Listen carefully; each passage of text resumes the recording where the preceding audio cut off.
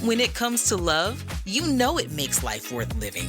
But a truth that's been vocal since day one is love unites. And at Xfinity, we understand love knows no limits. It just clicks. Our largest LGBTQ plus film and TV collection is home to stories that connect. Just say pride into your Xfinity voice remote and tune into all the universal truths that reflect how you love all year long.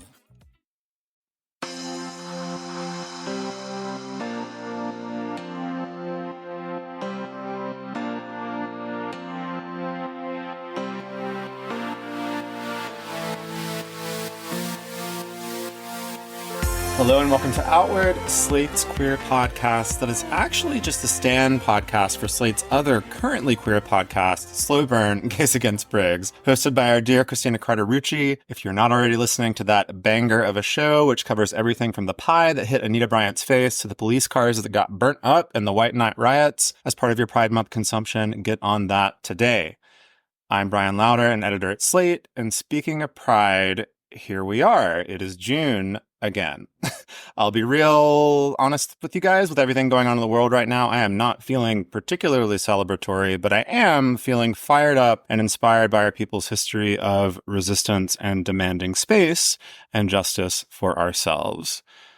Jules Peterson, my fearsome co-host, hello. Welcome. What are your Pride vibes, if any? Oh, God. Let me do a little vibe survey, a little scan. Okay, census coming in. Feeling pretty ambivalent, but I love the month of June for lots of other reasons, like beaches, warm weather. It's my partner's birthday in this month. It's, Gemini season is ongoing. So there's lots of good. Yeah, kind of feeling a little, I don't know, blasé about Pride this year, which could be an interesting affect to carry forward. We'll see how it goes, but not going to just bring blasé to Outward, because that would be yeah, never to the show, but yeah, I totally get that. I think a lot of people are probably feeling that way, and rightfully so. But on the show, we have some good stuff coming up. Yes. Do you want to share, Jules? Absolutely.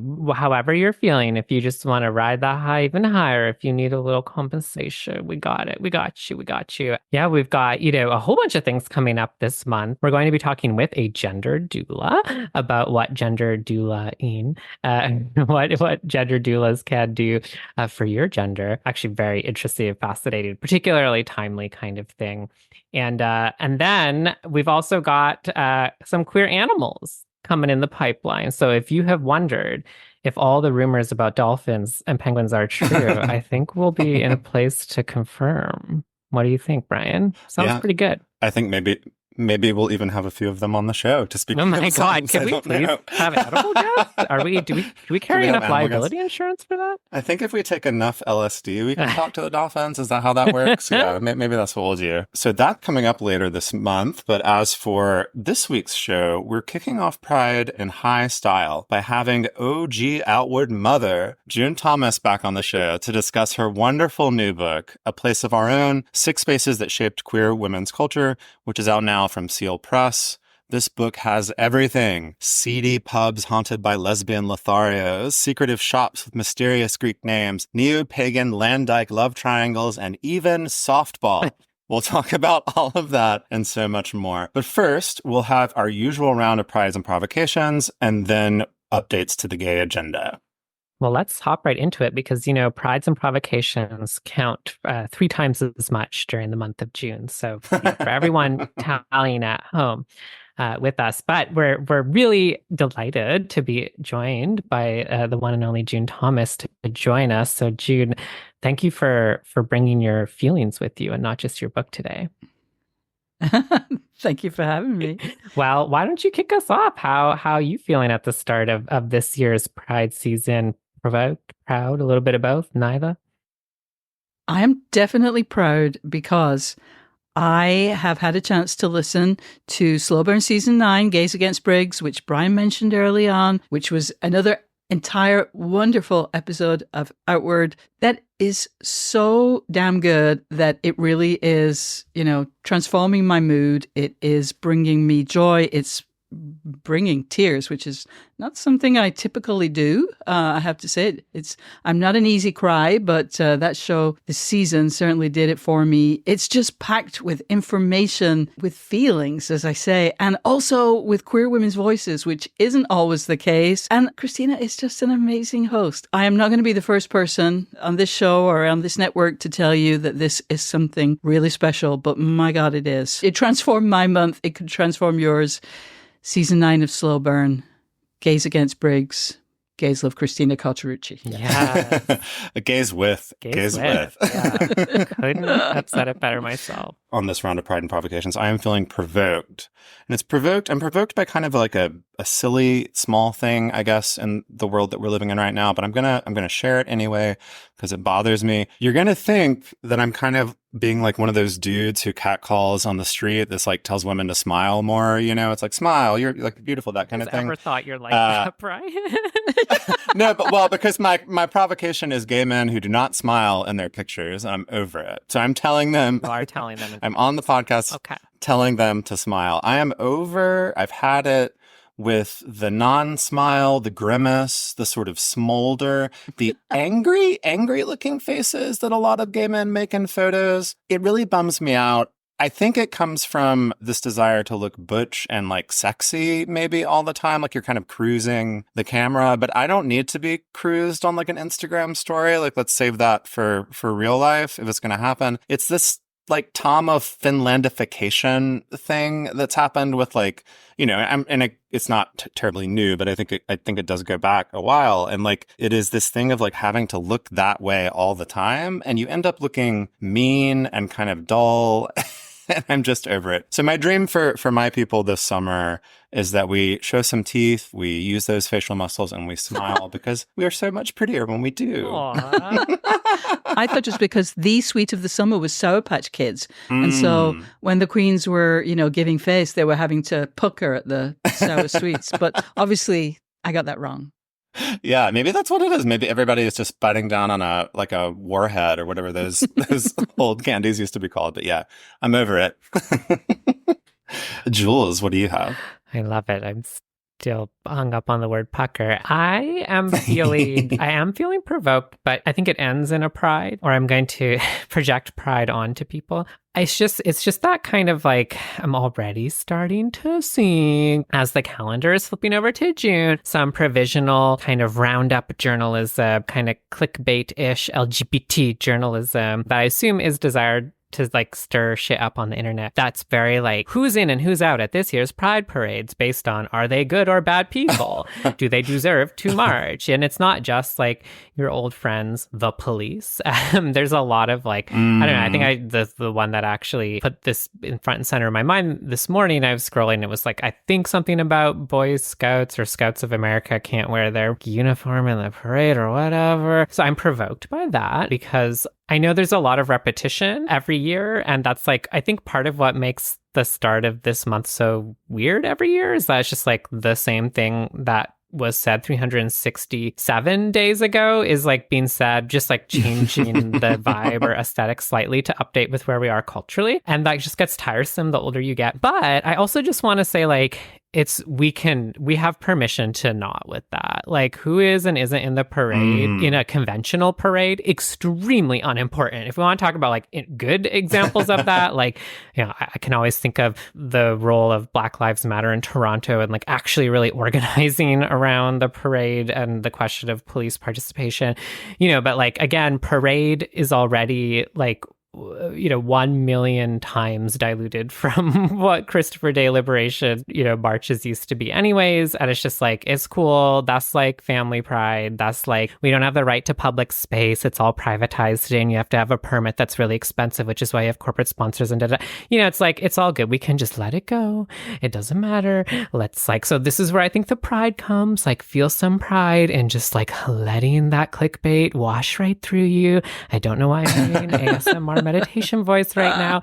But I just feel like something else might be waiting on the other end of that rainbow. So was provoked, but feeling so zen. By talking about this, I'm letting go of it. And you can too. Oh my gosh, Jules, thank you for giving us permission. I feel empowered, to let that roll off my back. Well, speaking of exhortations, I do have one more, which is that we'll be right back to talk with June Thomas about her new book, A Place of Our Own, right after this break. For decades, LGBTQ plus people have been targeted, harassed, and attacked. But the Human Rights Campaign and its supporters kept showing up, fighting for the rights of all people to be safe being themselves. Now, with extreme legislative attacks on LGBTQ plus people across the country, they need our help to show up again. This Pride, donate by visiting hrc.org/givepride, and they'll send you their iconic equality sticker. When it comes to love, you know it makes life worth living. But a truth that's been vocal since day one is love unites. And at Xfinity, we understand love knows no limits. It just clicks. Our largest LGBTQ plus film and TV collection is home to stories that connect. Just say Pride into your Xfinity voice remote and tune into all the universal truths that reflect how you love all year long. Hey, it's Kaylee Cuoco for Priceline. Ready to go to your happy place for a happy price? Well, why didn't you say so? Just download the Priceline app right now and save up to 60% on hotels. So whether it's Cousin Kevin's Kazoo Concert in Kansas City, go Kevin, or Becky's Bachelorette Bash in Bermuda, you never have to miss a trip ever again. So download the Priceline app today. Your savings are waiting. Go to your happy place for a happy price. Go to your happy price, Priceline. All right, we're back. June Thomas begins her book, A Place of Our Own, with a rather provocative claim. This is a quote. Making solitude a choice rather than an unavoidable fate has been the greatest achievement of the gay civil rights movement. I want you to think about that. The greatest achievement. Not marriage equality, not workplace protections, not being declassified as mentally ill, not even the decisive and violent drag queen takeover of our nation's libraries that we've seen in the last couple of years. No, our greatest achievement, and the one that precedes all the rest, is the ability to know each other, to gather together, and to no longer be alone. The path to this victory from, as June puts it, the well of loneliness to the gayborhood required the establishment of certain way stations, places where queer people could come to see, be seen, and better see themselves. And so her book is an exploration, part history, part reportage, part memoir, of 6 such places that have been important to lesbians and queer women since the mid-20th century. June's choices of the gay bar, the bookshop, the softball diamond, the women's land, the sex toy store, and the vacation enclave, each in different ways, illuminate the creativity and tenacity of the women who built them,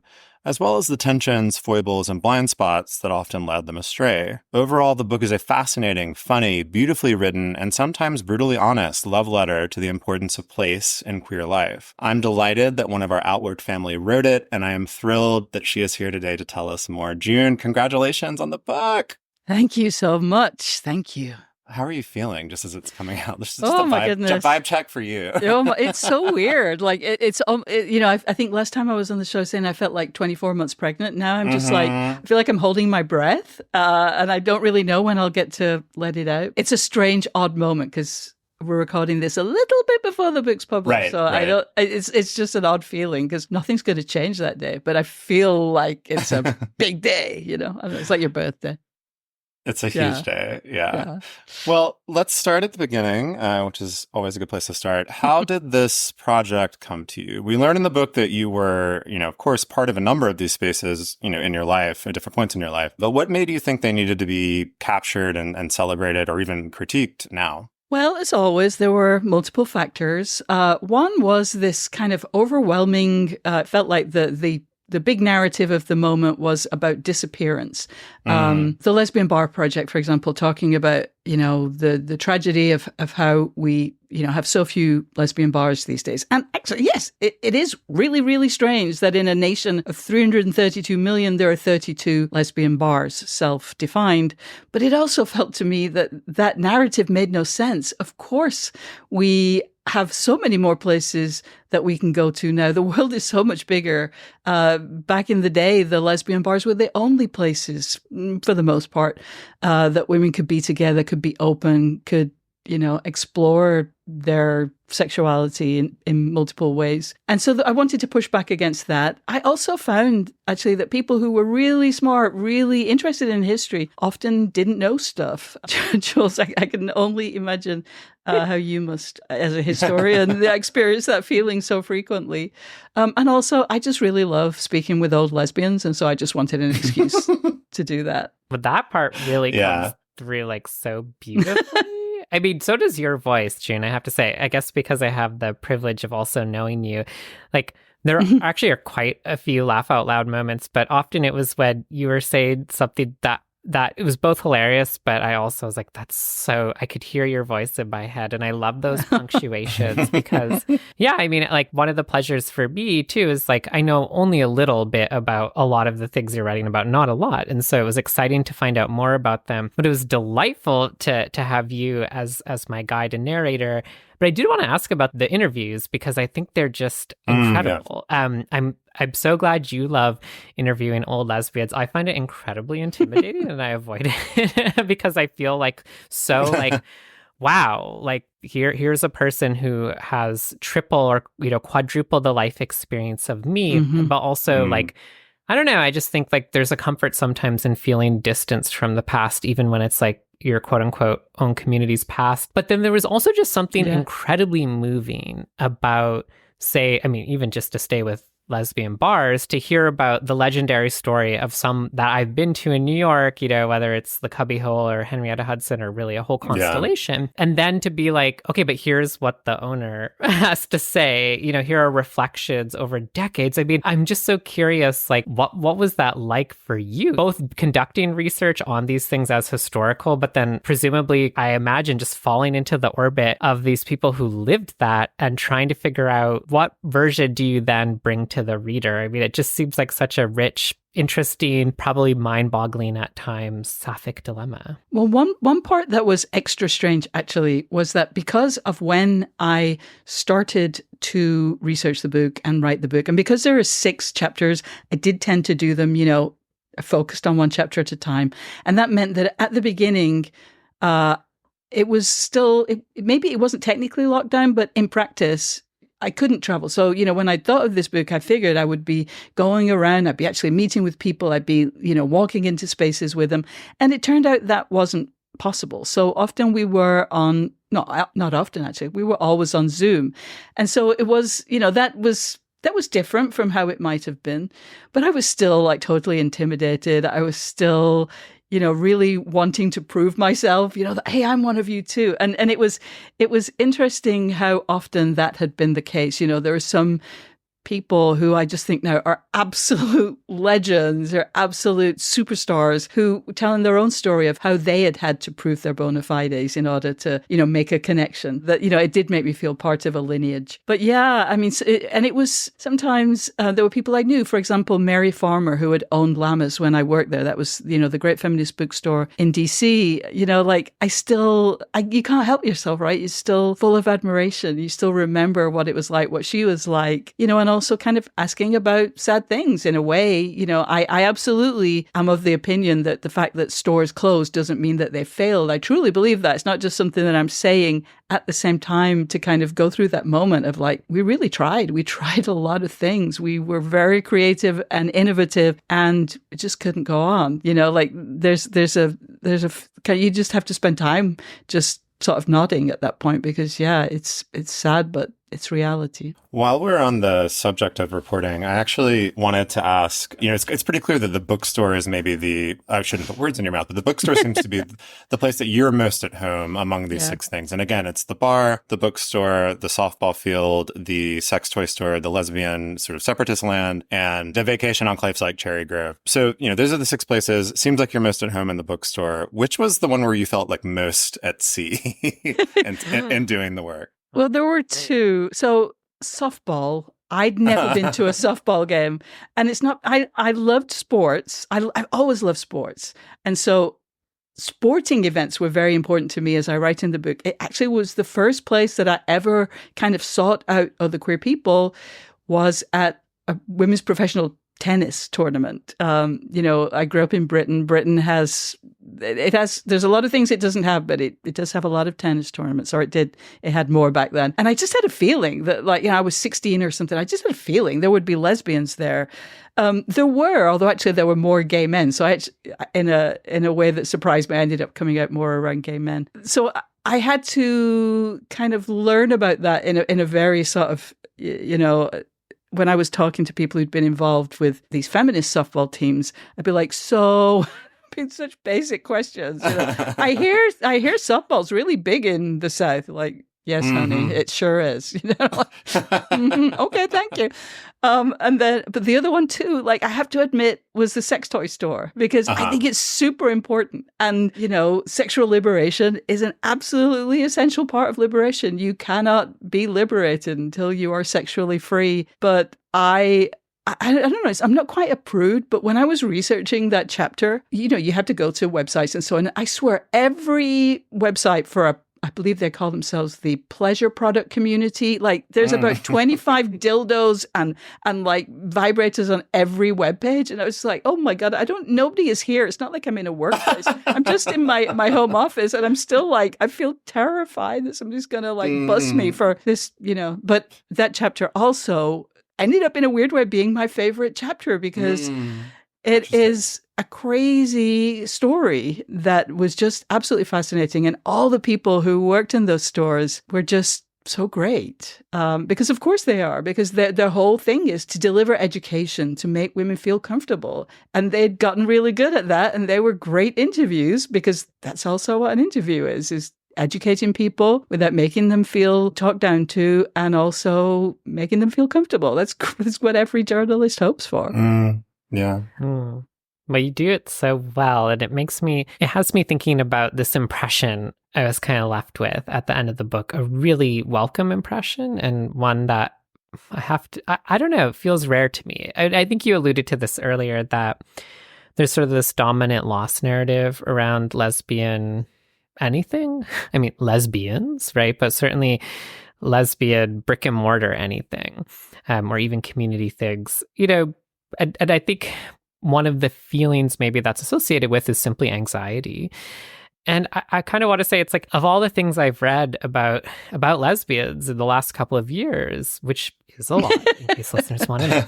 I mean, yours was by far the least anxious. And in fact, I would say it was showing, and I felt like you're patient with the reader. And it felt sort of like you were extending an olive branch to come with me and let's do this without getting anxious about either lesbians, like who they are, where they are, how many there are, whether they'll be around, but also without getting too anxious about lesbian institutions. And it seemed to me like part of that is because that's one of the things you understand as a central lesbian value, in this kind of 70s to 90s era, is okay, we're building, we're going to open a bookstore or a sex toy shop, but we kind of don't want it to just be another business. We're interested, say, as you put it really aptly, in cooperation, not just market capitalism. And I'm just sort of curious if you could just share a little bit more for us what it is about this kind of I feel like it's this mood and disposition of the book that's fantastic, but it feels to me like you're also really trying to make an argument and channel this kind of central lesbian value that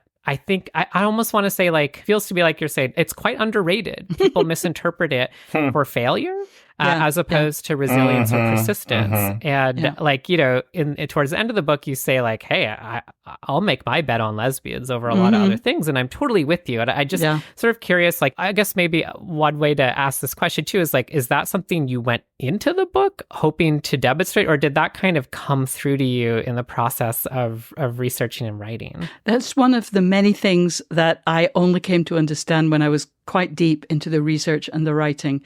I kind of went into the project with a sense that I wanted to kind of explain. There was an explanatory purpose, in part because I feel one of the kind of vibes that I have been picking up on, not because I'm terribly sensitive, I think you'll agree that it's a pretty prevalent vibe, was of kind of closing people down because there's a feeling that, I'm just a bit scared they might be, for example, transphobic. And so we don't talk about massive swaths of lesbian history, lesbian figures. And sometimes they are, and I am not cool with that. That is, that's not what, but for example, lesbian land. Is it something that I could have even contemplated? Could I have handled being there for more than 20 minutes without running as fast as possible? Because it was so hard. It was so hard. And they were the level of dedication, the level of commitment, and what they were, their commitment to the land, their commitment to each other, their dedication to building a whole sort of spiritual practice, loving each other,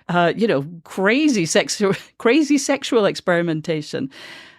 They achieved a huge amount. And in addition, many, although I want to be clear, not all, but many of them are now transphobic. And that does not make me feel good.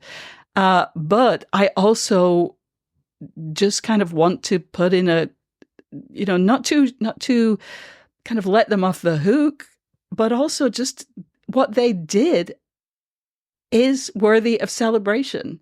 In total, it's not it's not an uncomplicated standing ovation. However, that doesn't mean that we can't recognize the work that they did, what they built. Just think without then also acknowledging the lack of inclusivity and, the allies that they've accidentally, I'm pretty confident, made for themselves by their attitudes. Yeah. That chapter was maybe the most interesting one to me personally, just because I've thought a lot over the years about this question of separatism. And when you say that word, it immediately draws to mind lesbian separatism. That's the sort of the big historical experiment with it, I guess, in the queer community and these places. But I have wondered, I think a lot about is there a way that separatism can be valuable to us now? I think about my social life is almost entirely queer people. I am a separatist, in a certain sense, right? And I am attracted to the idea of, I go to fairy gatherings, which is a version, a similar thing to these lands that you're writing about. You mentioned actually in the book that you were a separatist in the 80s, right? That you sort of identified that way. Just staying on in this Dykeland sort of moment,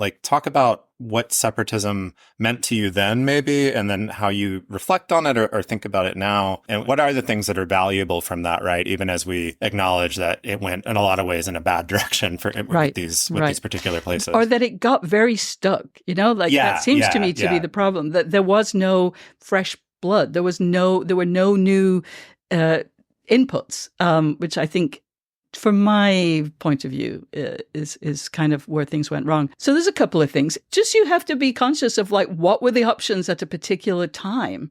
In the 80s, when I was a separatist, what did that mean? It meant when I went into a bar, I wanted for there not to be straight dudes, staring at the lesbians. Because why were they there? They weren't there out of feminist ethics. They weren't there because they loved, queer liberation. They were there to ogle and, for whatever. I don't want to speculate about their reasons, but they were, they had 1,000, 5,000, I don't even know, bars that they could go to. Lesbians had 2, 5, 10. Where did they want to be in those 2, 5, 10? I do not have any bad feelings about, saying this is for us. Now in 2024, am I going to mount a rousing defense of keeping people out of places? Hell no. That is not what we're about anymore. But back then that felt appropriate. I really feel that mood today, actually. In the 70s, what the philosophers of the time were talking about was this society that we're living in is not supporting us. It is harming us. We are not getting anything. That all we are being surrounded by are the weapons of the patriarchy. We can't create anything new where we are. So let's go somewhere and build something for ourselves. And that honestly seems like a really, brave and creative thing to do. And honestly, I kind of see that vibe in effect today. I cannot stress how difficult life was in these rural enclaves, but you have to feel that the mainstream society is so deadening and so harmful, and that the possibility of building something better, however hard it might be, is possible. You have to feel that possibility. And, most of the time we don't have those conditions. in the 70s, 80s, women especially felt those conditions were in effect. And I think a lot of people are feeling that today. And it's, I wouldn't argue with them. We'll be back with more June Thomas and her book, A Place of Our Own.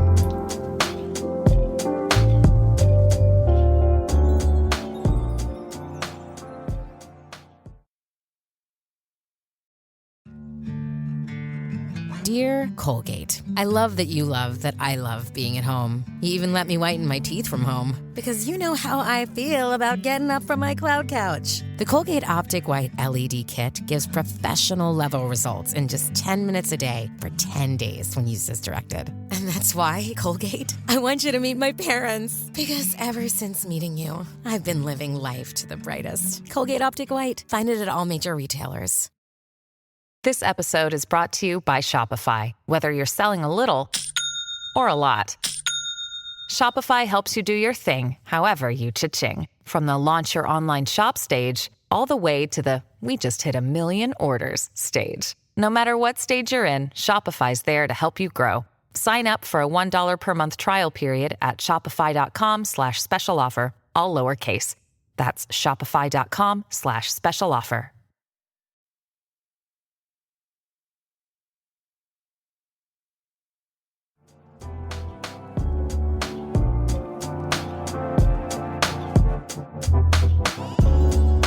All right, we're back. One thing that it's easy to lose perspective on, maybe because gender neutral words like queer are more, de rigueur today. That was needlessly poncy of me to say. But one of the things that really helps, I think, cut through that you're so thoughtful about is we're talking also about massive historical change in the status of women. Yes. And yes. so it just makes a huge difference. I mean, the very beginning of the book, we're talking about, women who are motivated to open bars because, first of all, in New York City, they can't even tend bar legally after midnight. It's against the law. And also because there had never been a lesbian bar owner. Period. Okay. So it's well into the 80s. I mean, I think it's easy to not take for granted as just in the sense that without a reference point, without having lived through earlier decades, you wouldn't realize just how different it was for lesbians and queer women as women.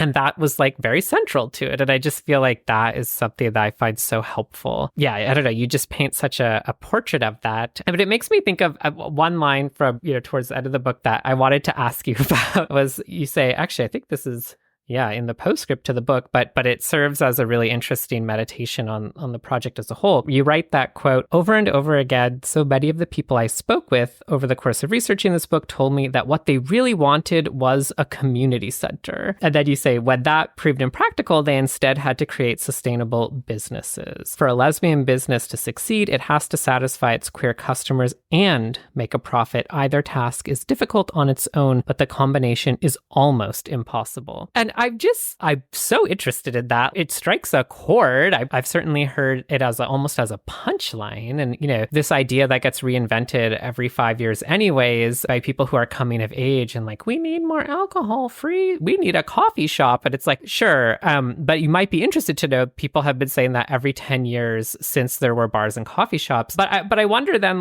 in that sense, what is there about that, right? About that desire that you do something really interesting with it at the end of the book. But I just love you to tell us more about that. I mean, that kind of what I really wanted was this other thing that I didn't even get to do. I mean, Right. what does that, what's at stake there for you? Well, there are a couple of things. I mean, it was really interesting how, again, there were 6 chapters. There were 6 kind of research projects, 6 casts of characters, but there were so many patterns that I didn't anticipate would reappear over and over again, but they did unbidden by me. And the thing that I heard most of all was, what we really wanted was a community center. I mean, people would even say it just so explicitly. And, there have been community centers. There still are some community centers. And they are important because they are a central location where you can go to and you can find people. And that is ultimately the key purpose of these places. But they are, like anything else, they have to have a funding stream, and the kind of things that they can provide are, because there's money for them, are sobriety and mental health and physical health. And those things are important. Those, not dismissing those things, but they're not the thing that people were talking about, which was like, on Tuesday, let's just get together and talk about this issue that's coming up in our community, or even a book or whatever. And that just has never been sustainable. There are too many competing just purposes. There's no money. And so that was a frustration. The other thing was that often people, even if that wasn't what they were intending, the other thing that happened was that commercial projects would become community centers. So, for example, again, the bookstores, that they, even if they just wanted to be a bookstore, people would call them up. You'd be on the phone all the time. And sometimes they would ask about books, but often they'll be talking about, like, how can I find a doctor? How can I find a roommate? Is there someplace I can go? It might be a bar, or it might be, without booze. And so they effectively, not against their will exactly, but it certainly wasn't what they were looking for. They became a kind of community center in addition to a place of business. So E.R. Anderson from Keras shared something that Gloria Steinem had said to someone in an interview, which was that, wouldn't it be amazing if there was some kind of equivalent of an AA meeting? Like, if you were going to a new town and you just wanted to, like, find the other feminists, and you wanted to, just find some people who would, be supportive or would just kind of make you feel at home, like the equivalent of AA meetings all across the country. Wouldn't that be amazing? And it would. Wouldn't that be amazing? I think we can all agree, like, just knowing that there's this place. And really in many ways, what all of these spaces were about was knowing that there's a place. They're open, these are the hours, you can look up the hours, you can go there. And that's, in so many ways, that's really what we need. At different times, they look a little bit different. They're evolving now, but we just need to know where we can find each other. So, June, a lot of the book is about, well, I'll use the word sort of failure, in the sense that a lot of these businesses and places don't survive long term. And we've talked a bit about this already, that they're not even maybe meant to exactly, or that's not the value. And, certainly with the separatist lands, you talk about how those seem to be definitely about to disappear once the current residents sort of pass away. And a lot of these other places too are under threat. But you do end on a note of hope. You say that you see maybe shimmers of these models of placemaking emerging and being perhaps renewed, like for young queer people now. Can you talk a little bit about where you see that and how you see those sort of the values that you explored in this book carrying forward in our moment, which is, like you said before, I think a really scary moment where we might want to have places of our own again. Yeah. Well, there's a couple of things. First, there are just some special challenges that queer people face with their institutions, which is succession. Yes, now more people have kids, but the kids aren't necessarily going to grow up to be part of our community in a kind of direct way. So you're not going to hand off the family business, the family sex toy store or the family, lesbian bar to your kids. The other thing is that most businesses fail. Yes, most of these lesbian bars have closed, but so have all the bars. So that's just a factor. And we care so much about our spaces. And also, especially for lesbians, we're so focused on loyalty. We will go on vacation with our exes and their dogs and their mothers.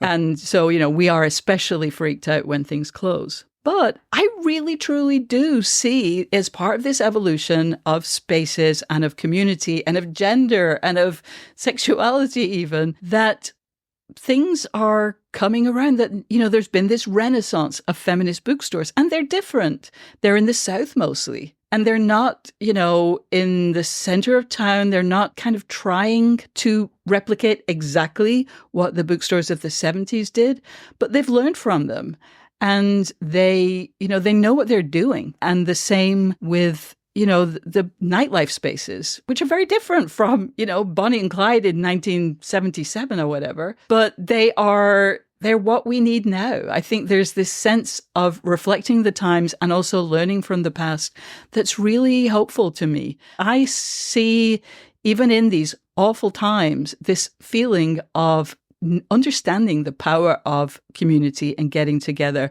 and being able to seek that out and feeling it, being depressed, being down by the shit that's happening in the world, and knowing that if you can just get to be with, a bunch of queer people, you're gonna, there's going to be a little bit of hope, and, there's going to be some crazy dancing. And there's going to be some exquisite cocktails, maybe. And, there'll be some talk of books being passed from hand to hand.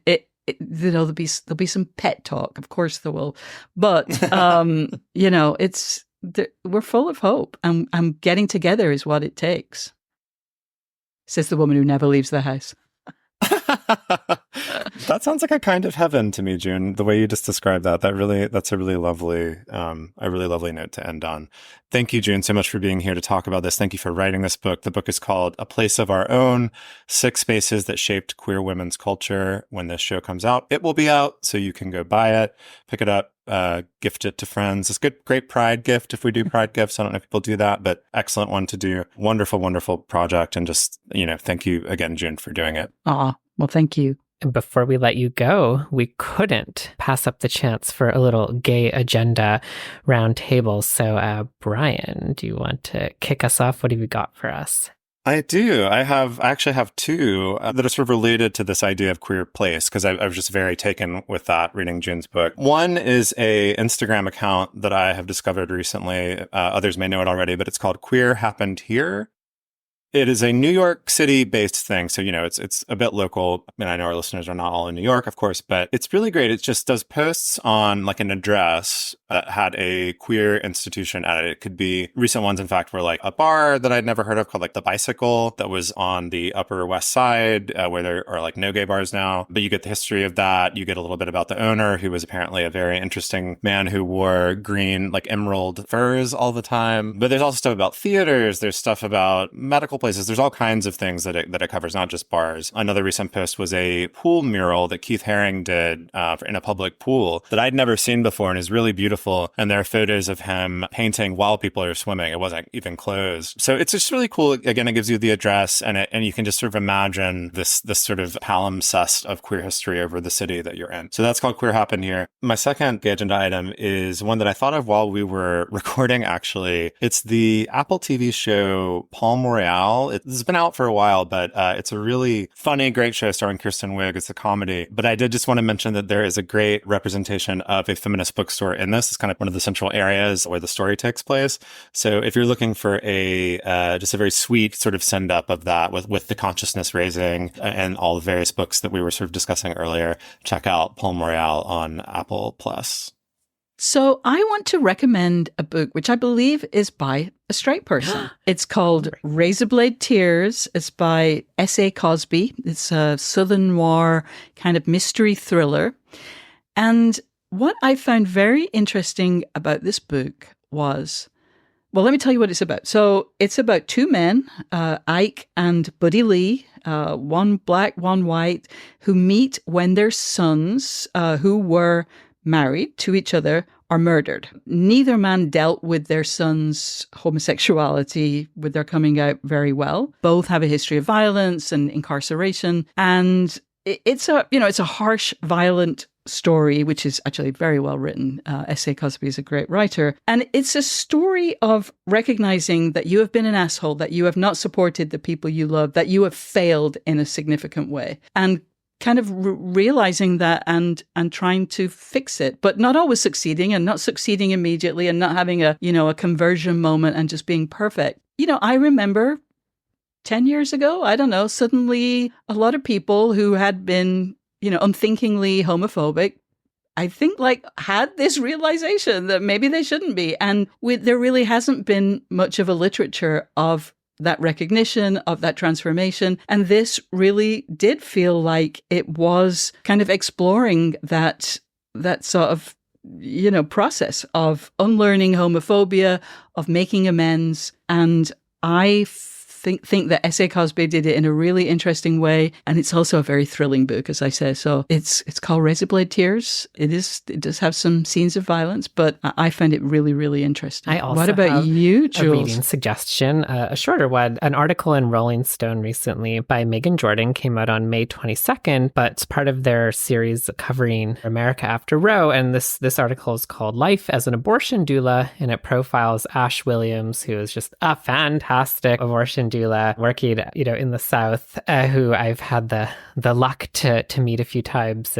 and learn a lot from. It's a really wonderful piece that kind of digs into what abortion doulas are, but particularly taking on what it means to think about the historical role of Black women and Black trans people in providing reproductive care in an expanded sense, but also in conditions of state abandonment and neglect, even before the Dobbs decision overturned, the nationwide right to abortion. And it really walks you through, I think, a lot of shifts, material shifts in your thinking and politics in a way that is just, I think, really powerful and convincing. And through the incredible personification that is Ash Williams doing all of that work, it's just a must read to me, and something, if one of the things that the month of June brings up for you is dread around the Supreme Court, maybe this is a good read to think about how the court is certainly not the final word on how we can do things on behalf of one another that we know are right.